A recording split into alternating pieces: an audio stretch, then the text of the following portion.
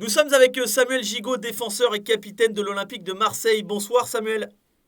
Bonsoir à vous, merci de me recevoir. Vous êtes avec nous ce soir non pas pour parler de l'Olympique de Marseille, mais plutôt de votre grand frère qui n'est autre que Tony Gigot, le maître à jouer de l'équipe d'Albi en rugby à 13. Samuel, vous êtes très très proches tous les deux. Vous avez le temps de suivre un petit peu les matchs de Tony en rugby à 13 dans l'élite 1 cette saison.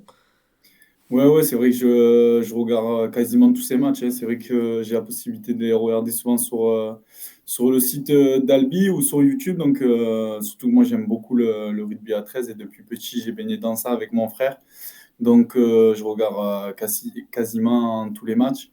Et là, je sais que c'est un match important entre le premier et le deuxième. Donc, j'espère qu'ils vont gagner contre Carcassonne parce que surtout que ça fait quelques temps qu'ils ont du mal face à cette équipe-là. Mais voilà, moi je suis de tout cœur avec lui et j'espère qu'ils vont aller chercher un titre cette année. Vous l'appelez de temps en temps pour le féliciter suite à ses performances. Bon, on s'est quasi tout le temps au téléphone, soit avant le match ou après. Après, je pense qu'il connaît mieux que moi le rugby, donc je ne me permets pas de juger sur ce que je vois. Mais c'est vrai, dès que je vois des beaux petits enchaînements qu'il fait, je lui dis et je le taquine un peu à chaque fois. Mais non, on sait quasiment tous les jours au téléphone. Donc, Lors de votre enfance, vos chemins sportifs se sont séparés du coup. Est-ce que Tony a essayé de vous emmener vers le chemin du rugby, vous Samuel?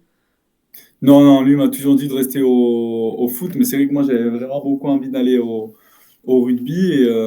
Mais c'est vrai que j'allais le voir depuis petit sur les terrains de rugby, mais non, il a toujours préféré que je reste au foot. Et comment il était petit, c'était plus un grand frère protecteur ou l'inverse, il avait peut-être un rôle d'exemple selon vous? Ouais, pour moi c'est vraiment l'exemple. C'est vrai que ce soit dans le bon comme dans le moins bon, que ce soit quand il faisait des bêtises ou au contraire quand il nous rend très fiers encore aujourd'hui. C'est vrai que ça a toujours été un exemple pour moi, que ce soit dans sa mentalité, dans son travail et la personne qu'il est. Donc, j'ai eu le meilleur exemple possible devant moi. Comment ça se passait votre relation quand vous, Samuel, vous étiez à Moscou à l'époque avant de rejoindre l'Olympique de Marseille? Est-ce que Tony venait vous voir assez souvent en Russie?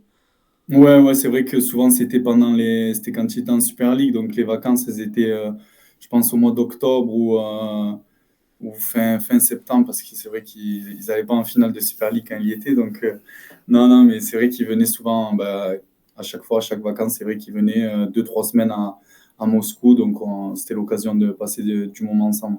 Là, votre grand frère va rentrer sur la pelouse dans quelques minutes face à Carcassonne. Qu'est-ce que vous lui diriez pour le motiver? Bah, de se faire plaisir, hein, comme toujours, et de profiter. Après, je pense que c'est un joueur qui a l'instinct, donc voilà, qui se fasse plaisir et qui puisse gagner, parce que c'est un sport collectif et le plus important, c'est l'équipe. Et j'espère qu'ils vont gagner cette belle équipe de Carcassonne. Vous qui le côtoyez la plupart du temps, quel est son plus gros défaut au rugby selon vous? Pour moi, c'est à la fois un défaut et une qualité, mais je pense qu'il est très joueur. Ça veut dire qu'il tente énormément de choses. Et c'est vrai que des fois, ça peut passer, mais il y a des moments où c'est dangereux et quand ça passe pas, c'est vrai que voilà, ben, la lumière, elle est sur lui. Mais voilà, comme j'ai dit, ça peut être une qualité comme un défaut. Mais bon, après les défauts, il en a encore beaucoup d'autres, mais je vais pas tous les dire là. Samuel, je suppose que vous êtes assez fier de votre grand frère qui est l'une des figures aussi de ce championnat de rugby à 13. Ça doit être une fierté pour vous.